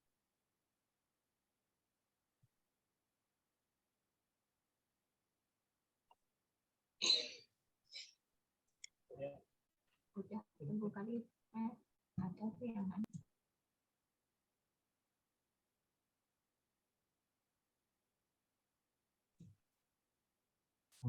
Assalamualaikum Pak Ustadz. Waalaikumsalam Saya warahmatullahi. Dengan Ibu saya mau nanya Pak Ustadz dengan Mangga. Ibu Yetri Murni. Ibu siapa? Yetri Murni Pak Ustadz. Ibu Tri Murni. Yeah. Iya. Monggo. Gini Pak Ustadz, kan kita habis tawaf ya, aus. Nah, kan minum air zam-zam tuh gimana tata cara niat minum air zam-zamnya itu Pak Ustadz? Oke. Itu aja, Bu. Iya Pak Ustadz. Ya, jadi emang spesial ya, air zam-zam ini spesial. Sampai kemudian saat minum itu pun ada doa khusus yang ketika sebelum air itu masuk ke dalam tenggorokan kita dianjurkan doa. Nah, sebenarnya tentu sunnah itu mah yang pertama agak spesial ini ya. Kalau minum yang lain kita dianjurkan duduk ya. Minum air zam-zam itu boleh berdiri. Kemudian kita doa, kita niatkan aja. Niat ibu apa, hajat ibu apa, sampaikan, ucapkan ya Allah, Bismillah, saya mudah-mudahan dengan minum air zam-zam ini saya sehat. Bismillahirrahmanirrahim. Kalau mau doa khusus ya berarti ya doa saat minum air zam-zam itu. Allahumma inna nas'aluka Allahumma inna nas'aluka ilman nafi'an wa rizqan wasi'an mubarakan. Itu. Jadi itu Bu ya, niatkan hajatnya apa, kemudian minum. Kalaupun kita tidak baca pun tidak ada, karena itu bukan sunnah muakkadah. Saya kira itu Bu, jadi bebas aja, niatkan pengen apa, terutama tentu kesehatan fisik kita barangkali ya. Mudah-mudahan dengan minum air ini ya Allah, penyakit-penyakit saya, asam urat saya, kolesterol saya, Engkau sembuhkan. Bismillahirrahmanirrahim. Itu yang paling akan nikmat ketika kita minum air zam-zam. Boleh enggak bukan untuk kesehatan, kecerdasan? Boleh. Ya Allah, saya ngafalin surah Ad-Duha, nggak hafal-hafal. Mudah-mudahan dengan minum air zam-zam ini otak saya encer. Ngafalin Ad-Duha. Bismillahirrahmanirrahim. Kira-kira itu Bu ya. Jadi niatkan pengen apa, terutama sih di kesehatan ya. Itu bagus sekali ya. Saya kira itu, kalaupun kita nggak baca juga nggak masalah. Ya. Monggo yang lain selain daripada barangkali yang terkait rukun atau wajib. Ya, gimana monggo? Tadi menghadapnya ke Ka'bah, harus menghadap ke Ka'bah apa gimana? Oh, sebenarnya bebas Bu. Bebas menghadap kemana aja ya. Nggak ada anjuran khusus. Tidak ada anjuran kesunahan khusus untuk menghadap kiblat atau apa. Kalau kita di luar-luar itu kan bahkan kita jalan keluar, arahnya kan arah pintu keluar. Nah, begitu. Jadi sebelum minum doa gitu aja. Gitu.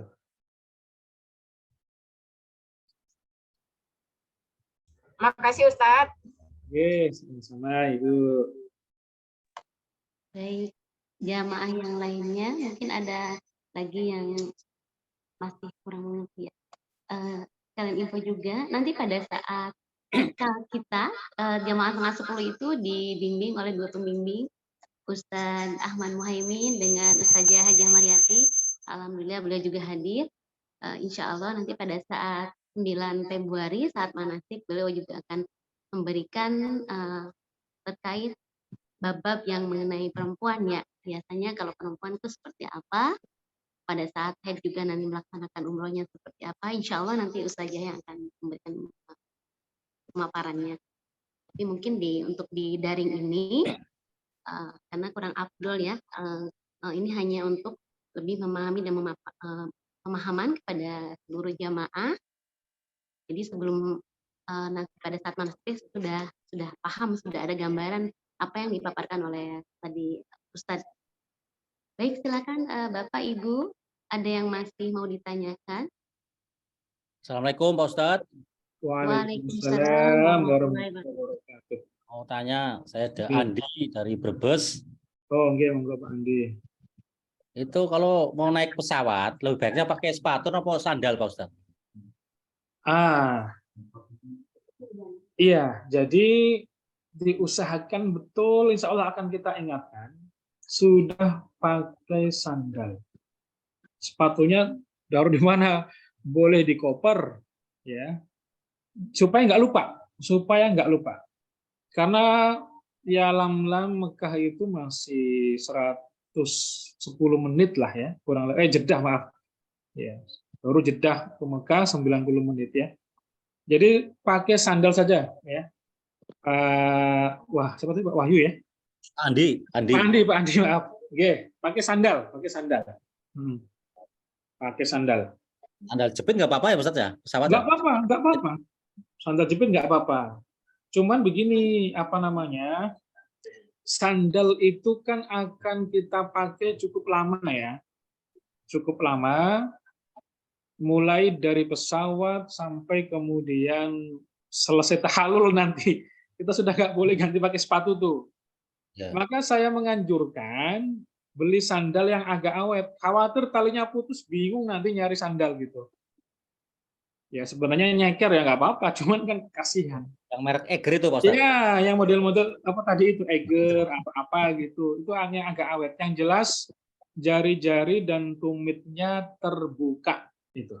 Ya, jadi kalau bisa sih sandal yang agak awet dikit lah supaya hati kita itu tenang gitu. Gitu Pak nggih. Oke, matur nuwun Pak Ustadz. Assalamualaikum Pak Ustadz. Waalaikumsalam warahmatullahi wabarakatuh Pak Saya Iswandi. Ya. Ini pertama kali saya pengen mau melaksanakan umroh bersama keluarga. Ini Pak Ustadz mau nanya sehubungan dengan dam, yang menentukan kita melanggar larangan atau enggak itu siapa Pak Ustadz? Gambling. Oh, yang menentukan melanggar. Standar Iya, itu aja pertanyaannya. Iya. Terus Oke. mungkin lanjutannya kita bayarnya ke siapa atau mungkin pelanggaran kecil, pelanggaran besar itu ada tingkatannya enggak dendanya gitu Pak Ustadz, atau semuanya seharga kambing gitu? Mohon penjelasannya Pak Ustadz. Semuanya sama ya, saya ulang ya. Yang laki-laki larangannya adalah pakai sandal, jari-jarinya dan tumitnya tertutup. Ikan pakai sepatu atau sandal slop. Kemudian belum membaca niat saat ihram. Nah, kemudian bagi laki-laki dan perempuan itu tadi itu banyak hal ya. Yang paling sering terjadi, yang laki-laki kan dilarang menutup kepala nih Pak. Biasanya kan kita pakai ihram nih. Nah, pakai ihram di bis kedinginan. Di bis kan dingin tuh, AC segala macam. Jangan sampai kepalanya itu ditutupin dengan sengaja mau tidur gitu. Jadi kan kain ihram atasannya ditaruh di kepala. Nah, itu sebenarnya sudah jatuh. Karena sengaja menutupi supaya dirinya nikmat bisa tidur. Nah, itu sudah jatuh tuh. Atau sengaja bawa sorbannya ditaruh di kepala gitu, itu sudah jatuh. Kemudian pakai peci. Pakai peci begini, nah itu sudah jatuh larangan. Yang menentukan siapa? Tentu Bapak sendiri. Kepada siapa bertanya? Ya tentu kepada pembimbing. Ustadz tadi saya pakai surban pas di bis. Ustadz tadi sudah tidur, saya lupa itu gimana Ustadz. Nah, supaya kita tenang ibadah umrohnya, maka dengan keikhlasan harus bayar dam. Nah, nanti kita ingatkan terus kok insya Allah.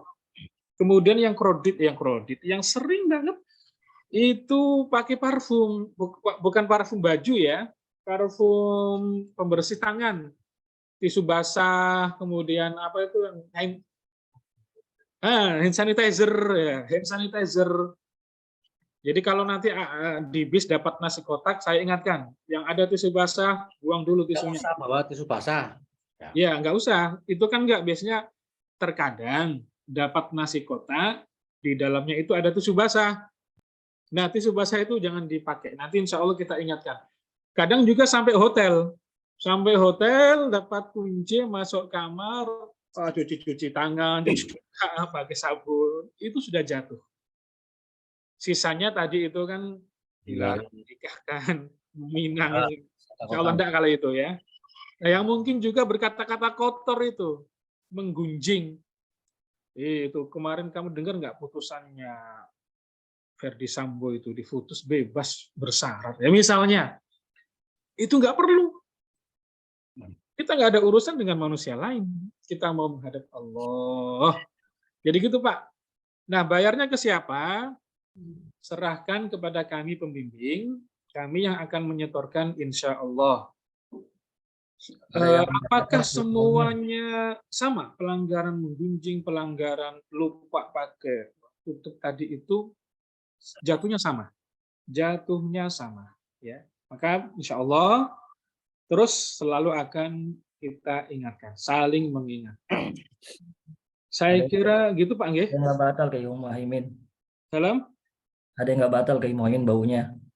Oh, Bau duit. duit. Geng.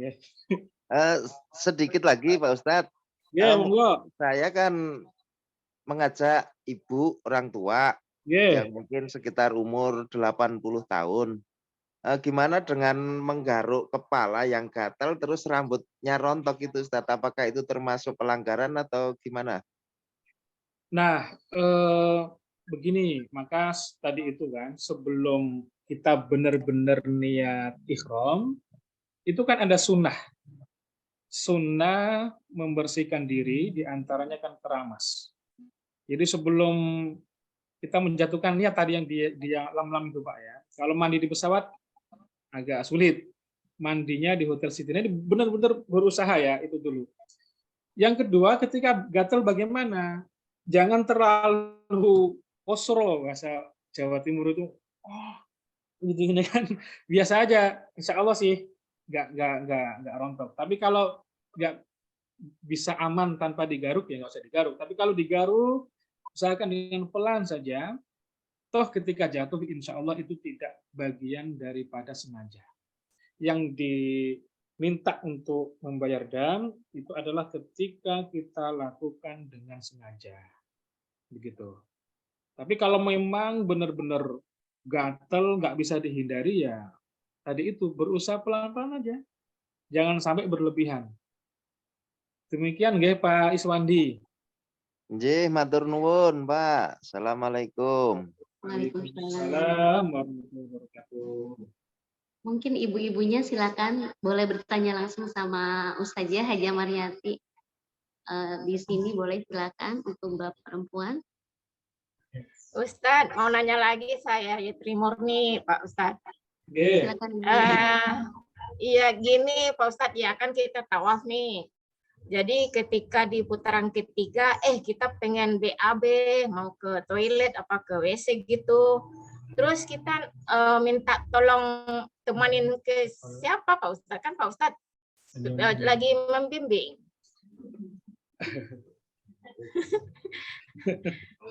Oke.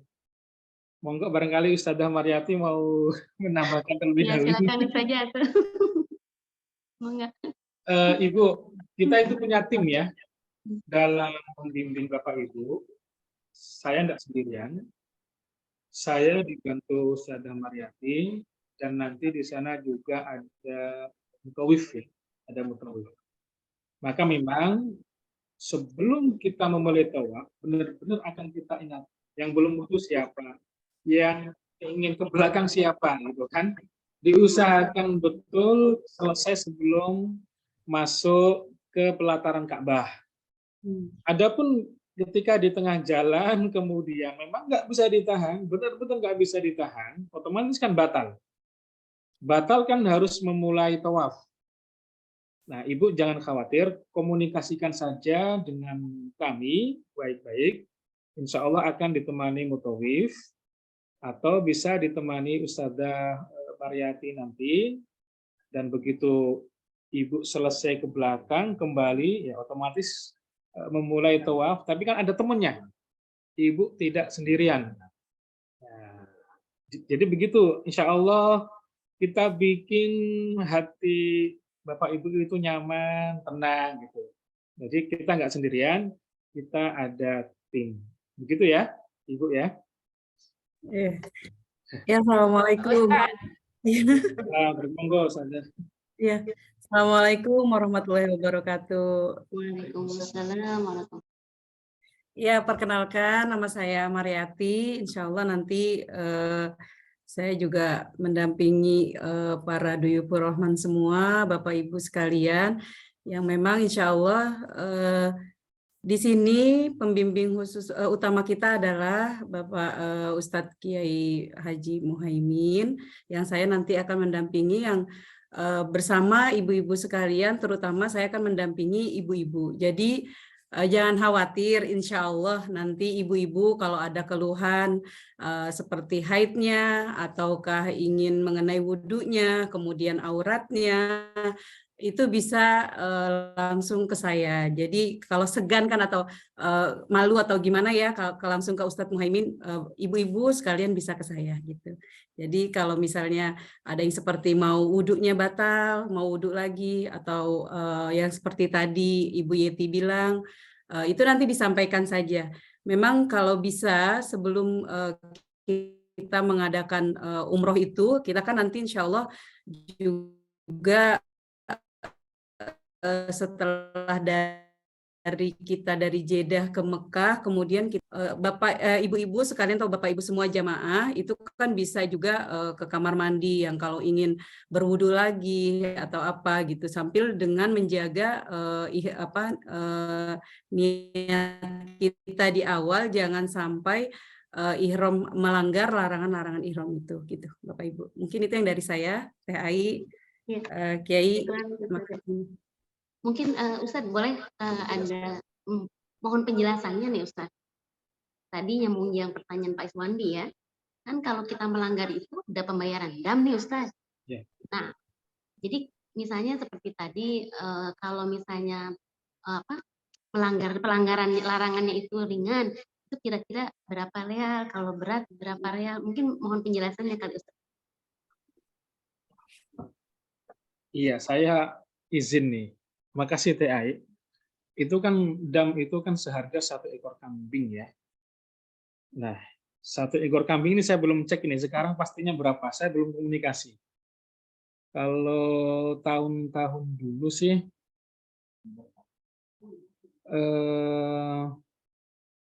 sekarang 1 real itu berapa sih? Oh, 1 real 4.200. 4.000 ya. Iya, 4.200 berarti. Pokoknya kalau dirupiahkan itu sekitar 800 ribuan, 800-700 ribu. Jadi Bapak Ibu, Ustadz saya nggak punya real, saya punyanya rupiah. Boleh nggak apa-apa, kita yang nukerin. Yang penting Bapak Ibu bawa duit gitu aja. Dan insya Allah akan selalu kita ingatkan. Untuk pastinya berapa harga satu kambing itu, nanti saya komunikasi dengan yang di pihak yang di sana, Mutoif yang di sana. Berapa sih damnya itu. Tapi kita berdoa lah sama-sama, mudah-mudahan tidak ada satupun dari Bapak Ibu yang melanggar daripada larangan ihram. Dengan kita kompak, dengan kita istiqomah, terus mengingatkan, ayo isinya dibuang, ayo jangan sampai ihramnya ditaruh di kepala ketika di bis. Insya Allah kita cerewet. Saya laki-laki pendiam, tapi kalau jadi pembimbing Jawa cerewet, saya ingatin ya. Jadi begitu Teh.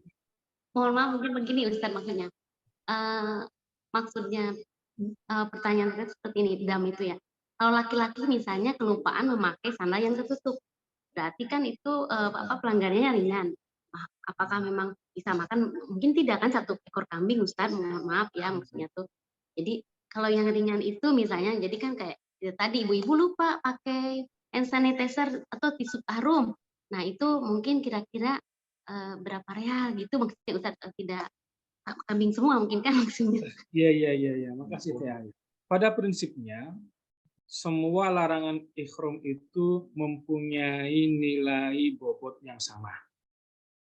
Ya, lupa pakai sepatu, lupa pakai wewangian, lupa bagi yang laki-laki pakai kepalanya ditutup, itu larangan itu mempunyai nilai yang sama dalam ilmu fikih.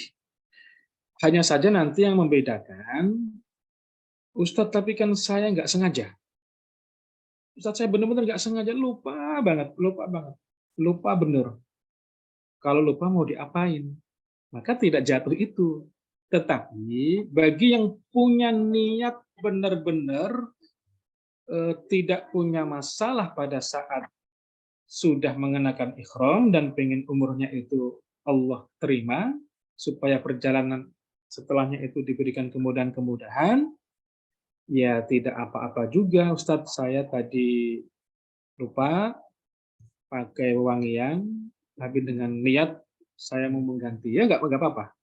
Tapi kalau benar-benar lupa, seperti tadi itu menggaruk, pelan-pelan masih jatuh rambutnya, atau hidungnya masukkan angin, itu kan dingin ya, biasanya tangan kita bergerak-gerak tanpa sengaja. Ya kalau memang tidak sengaja ya maka rufi al-qalam begitu ya, tidak diambil.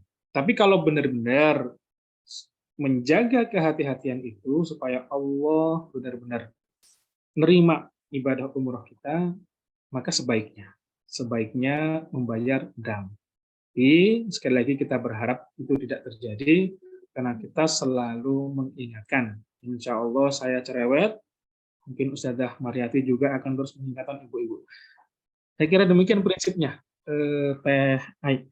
Alhamdulillah, tidak. Baik, mari silakan Bapak Ibu yang masih ada atau yang kurang paham, kurang mengerti di acara manasik daring ini. Nanti insya Allah tanggal 9 juga ya Ustadz sama Ustazah itu tetap akan memaparkan, menjelaskan terkait rukun wajib semuanya. Ya langsung di situ malah lebih komplit, ada praktek, ada cara memakai kain ihram misalnya kan seperti itu. Karena waktunya lebih panjang juga insya Allah. Di sini mungkin untuk Ibu sama Bapak di Purman lebih menghafalkan niatnya, apalagi ya niatnya yang harus lebih dihafalkan serta arangan-arangan yang tadi.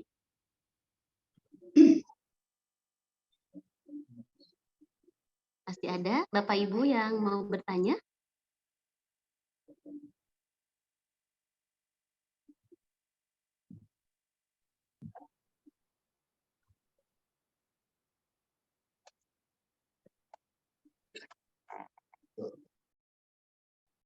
Ustaz, tadi kan dari kamar mandi ya, disambung lagi nih pertanyaan saya tadi. Kamar mandi kan mau ke tawaf lagi, Ustaz. Dimulainya dari mana tawaf kita? Kan misalnya putaran ketiga nih. Terus apa dilanjut, apa diulang dari awal, atau dan di mana mulainya tawaf lagi? Iya, makasih. Bu siapa tuh? Yeti. Bu Yetri Murni ya. Oke. Memang ada, saya lihat sih ada perbedaan pendapat ya. Bisa disambung, bisa dimulai dari awal. Yang lebih baik sih saya lihat, memang kalau bisa ya, karena itu kan bagian sunat yang salah satu sunat tuah kan tidak memutus putaran. Ibu mengukur diri aja, kira-kira mampu nggak kalau memulai dari awal? Kalau mampu memulai dari awal, mulai dari awal. Insya Allah dibantu betul. Ini sunat-sunat tawaf ini memang benar-benar seharusnya kita praktikkan betul ya, tidak memutus putaran ini. Tapi kalau memang, waduh, Ustaz, kaki udah nggak kuat ini, bagaimana ini? Nanti diskusi aja. Saya sih tetap menyarankan ya ambil afdolnya ya dari awal. Insya Allah kok kalau ditinggal mah nggak mungkin.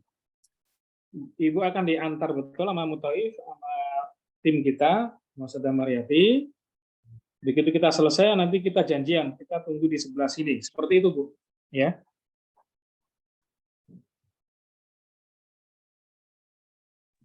Baik, gimana Bu Yeti?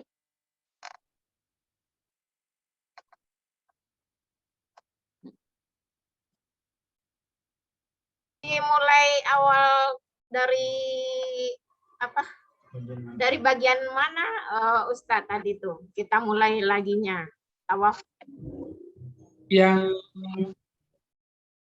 jadi gini, Bu. Satu putaran dihitung selesai. Dari Hajar Aswad berakhir ke Hajar Aswad. Garis lurus maksudnya ya, garis lurus searah Hajar Aswad yang kemudian di atasnya itu ada lampu hijau. Maka kalau belum selesai sampai Hajar Aswad, misalnya Ibu di rukun Iraki, di rukun Syami, di rukun Yamani, ya belum dianggap satu putaran. Satu putaran itu dari garis lurus Hajar Aswad, selesai di garis lurus Hajar Aswad lampu hijau itu. Nah, tinggal dihitung saja. Kira-kira tadi sudah berapa? Insya Allah ingat sih kalau didampingin ya. Tapi kalau nggak didampingin mungkin nggak ingat. Makanya insya Allah sebisa mungkin kita bikin nyaman. Jadi gitu Bu ya, memulai dari Hajar Aswad, berakhir dari Hajar Aswad itu satu. Kalau belum selesai ya belum satu putaran, gitu.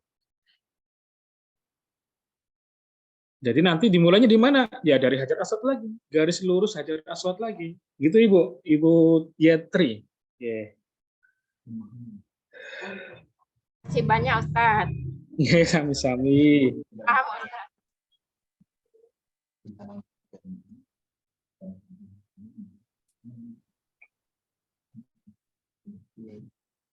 Jadi gitu Bu ya, kalau mau dapat keutamaannya, tenaganya masih ada, masih kuat, bismillah. Insya Allah kalau mau dari awal ditungguin. Tapi kalau benar-benar takut kecapean, ya dilanjut. Tapi memulainya dari Hajar Aswad. Jadi dihitungnya itu kalau belum sampai Hajar Aswad, misalnya baru mulai ini, Ibu baru mulai Bismillah ya Allahu Akbar, Subhanallah, Alhamdulillah, wa la ilaha illallah, Allahu Akbar, wa la hawla wa la quwata illa billah. Itu kan rukun Yamani, itu kan makam Ibrahim. Rukun Iraki, rukun Syami, rukun Yamani udah kebelet nih, belum sampai Hajar Aswad, ya berarti belum terhitung satu kali. Nah, begitu. Terhitung satu kali itu di Hajar Aswad. Begitu Bu, nggih? Iya Ustadz. Baik, dilanjut. Silakan, masih ada yang mau bertanya? Bapak, Ibu semuanya?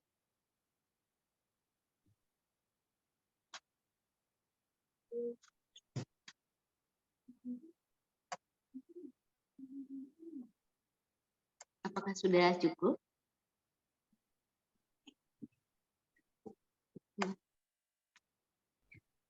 Baik Ustadz, mungkin sementara Bapak Ibu semuanya cukup dulu ya mungkin. Semoga nanti pada saat prakteknya banyak memang bertanya. Mungkin mohon berkenan Ustadz untuk membacakan doanya buat kelancaran dan keberkahan manasik kita hari ini. Baik, makasih TAI, Bapak Ibu. Mari kita berdoa, mudah-mudahan niat yang baik ini Allah berikan kemudahan, Allah berikan kelancaran, tidak ada halangan kendala apapun. Bapak Ibu sehat, sehat jasmaninya, sehat rohaninya, belum berangkat sampai proses, dan setelah kembali ke tanah air nanti, mudah-mudahan semuanya Allah berikan kemudahan dan kelancaran. Al-Fatihah. A'udzu billahi minasyaitonir rajim. Bismillahirrahmanirrahim. Alhamdulillahirabbil alamin. Arrahmanirrahim. Maliki yaumiddin. إياك نعبد وإياك نستعين اهدنا الصراط المستقيم صراط الذين أنعمت عليهم غير المغضوب عليهم ولا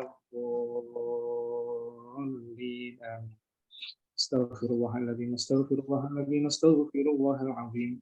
الحمد لله رب العالمين حمد الشاكرين حمد الناعمين حمد والباقي يا ربنا لك الحمد ولك الشكر كما ينبغي لجلال وجهك الكريم وعظيم سلطانك. اللهم صل على سيدنا محمد في الأولين والآخرين وسلم وبارك على كل صحابة رسول الله أجمعين. اللهم اغفر لنا ذنوبنا ولوالدينا وارحمهم كما ربنا صغارا ولجميع المسلمين والمسلمات والمؤمنين والمؤمنات الأحياء منهم والأموات برحمتك يا أرحم الراحمين. اللهم إنا نسألك إيمانا دائما ونسألك قلبا خاشعا ونسألك عملا صالحا ونسألك يقينا صادقا ونسألك العفو والعافية ونسألك تمام العافية ونسألك تمام العافية ونسألك الشكر عن العافية ونسألك الغنى عن الناس. ربنا هب لنا من أزواجنا وذرياتنا قرة أعين واجعلنا للمتقين إماما. ربنا آتنا في الدنيا حسنة في الآخرة حسنة وقنا عذاب النار. صلى الله على سيدنا محمد النبي الأمي وعلى آله وصحبه وبارك وسلم والحمد لله رب العالمين. الفاتحة.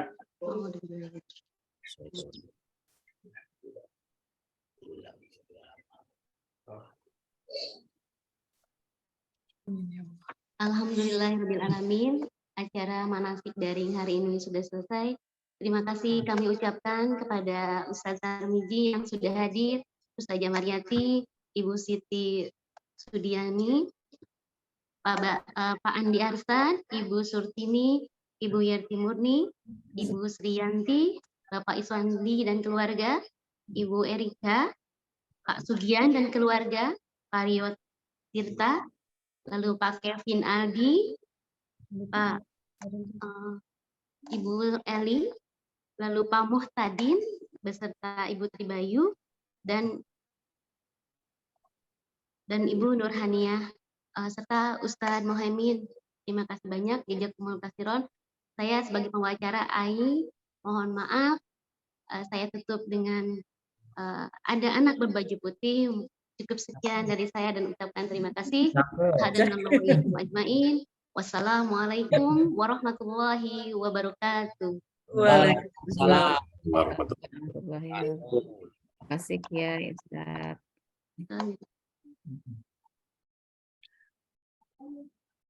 Assalamualaikum. Waalaikumsalam.